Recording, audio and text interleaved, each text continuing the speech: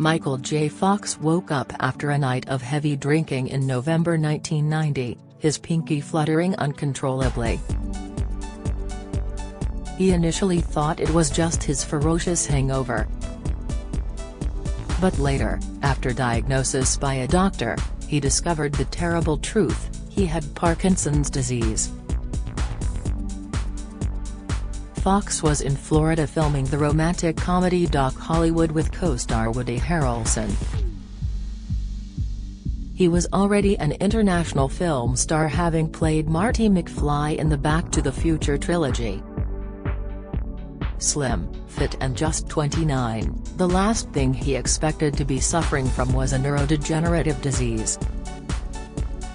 The trembling was a message from the future, he says in a documentary about his life, called Still, a Michael J. Fox movie.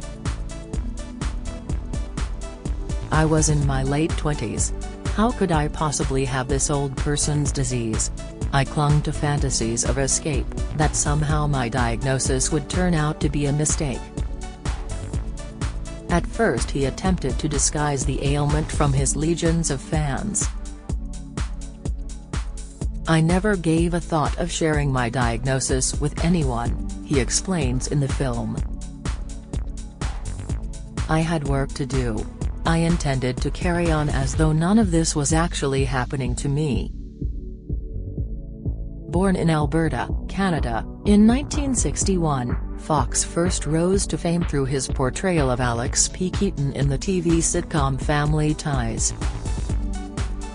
The first film in the Back to the Future franchise, in which he played a teenager transported back in time to the 1950s, established him as a global star.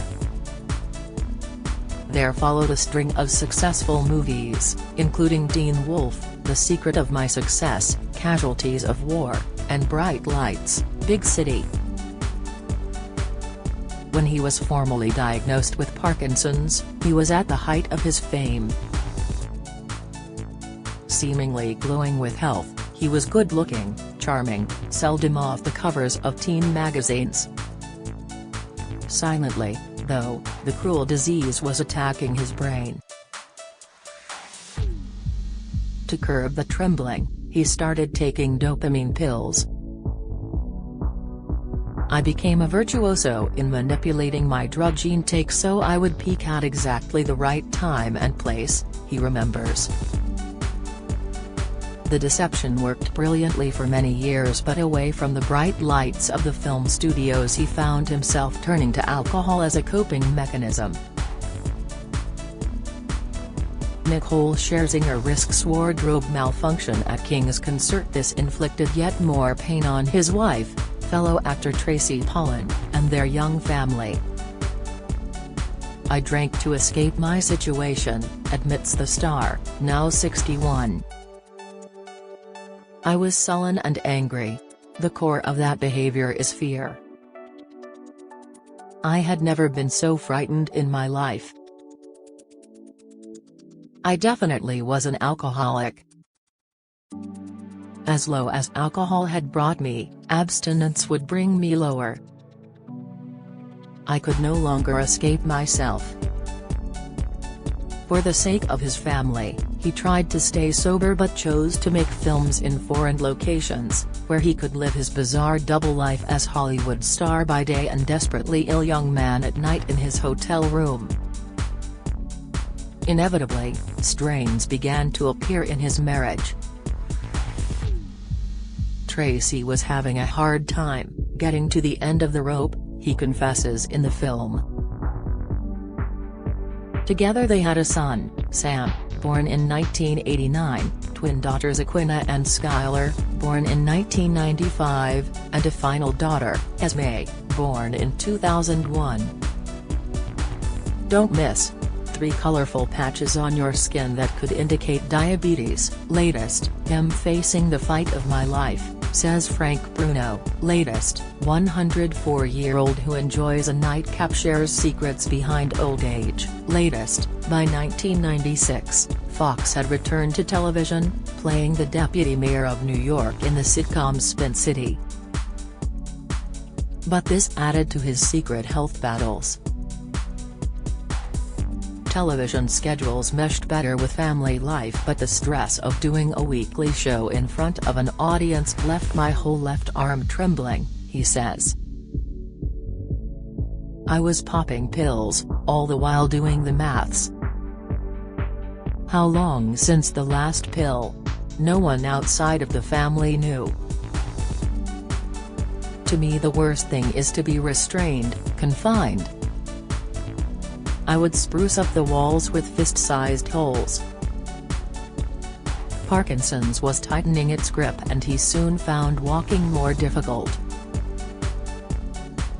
Metal pins were inserted into his hand where he had broken bones falling over. At one point, he almost had to have a finger amputated. Today he lives with daily pain. In 1998, the strain of living a lie became too much, and he decided to give a press conference where he revealed his condition. His emotions were obvious and his fans were shocked. After the announcement, he found being on set in front of a live audience especially tough. Now everyone knew about his illness. My fear was that they would reject me, he reveals. If I was sick, could I still be funny? I had to hope they would accept me. Some people, he says, may view his decision to share his diagnosis as career-ending, but he saw it as the beginning of a new life in which he would stop retreating from the world and focus on being himself. He grew more confident with the public. Once, in a speech to fans at a function, with his hand shaking violently, he said, "I find it extremely moving, no pun intended, to be here today." Helping him throughout all the struggles, the endless medical appointments, the drug-taking regimes and the career highs and lows has been wife Tracy. He first met her as his on-screen love interest in Family Ties, the sitcom that brought him to fame. The new documentary shows the couple laughing and joking at home. She's there supporting him when he receives physical therapy to strengthen his muscles in an attempt to stop him falling over so much. "I was the most in love person and I still am," he says of Tracy, who has made big sacrifices in her career to help him. Back in the 1990s, when he first broke the news of his illness to her, she reassured him nothing would change between them, reminding him, in sickness and in health. Paying tribute to her rock-solid reliability, he adds, "Tracy is the smartest person I know. Tracy is always in the same spot. She has learned to deal with a lot of stuff. How frustrating it must be to bear the burden of something that isn't her burden. She shares it with me and takes on more than I can. Everything I have gone through, she has gone through. I could be the King of England, and she would be her. I could be Elvis, and she would be her. I was the Prince of Hollywood. I was bigger than bubble gum. You think it's made out of brick and rock, but it's made out of paper and feathers. It's an illusion." Calm and clear-headed, Tracy also gives him clarity in his daily battles, which often result in injuries when he falls over, a situation he dismisses lightly as a festival of abuse. He has broken bones in his face and his shoulder, and has a benign tumor on his spine. That he's able to cope so well may in part be a result of his upbringing. The new documentary delves into his early life in Canada. He was born in Edmonton, Alberta, on June 9, 1961, and grew up in Burnaby, near Vancouver. His father William had spent 25 years in the Canadian Armed Forces before becoming a police dispatcher. Mother Phyllis was an actress and payroll clerk whose own mother came from Northern Ireland. Fox was always rather short and, as a child, he learned to deal with comments about it. At the age of 6 he was the same height as his 3-year-old sister. Although academically average, he excelled at drama, joining the Canadian TV series Leo and Me aged just 15. Oddly, he was one of 4 people involved in the program who developed Parkinson's at a young age. By the late 1970s he had moved to Los Angeles to further his acting career. His father told him, "You've got the world by the tail, just hang on." Initially Fox picked up only minor roles, living in a tiny studio apartment in the slums of Beverly Hills, barely earning enough to eat. "In poker terms I still had a chip and a chair," he says of those hard times. "As long as you've got that, you're still in the game." He'd been looking for a break for 3 years before the 1982 role as Alex P. Keaton in Family Ties came up, for which he later won several awards. Despite the fame and fortune, his most satisfying achievement, he says, was forming the Michael J. Fox Foundation, which has raised millions for research into Parkinson's. He won a special Oscar last year for his work combating the disease he sadly predicts will stop him reaching 80.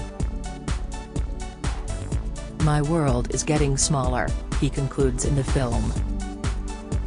"I love my mind and where it takes me, and I don't want that cut short."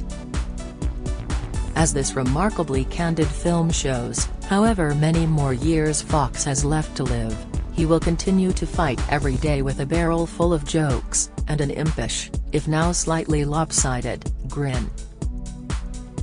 And Tracy and his children will be there to support him.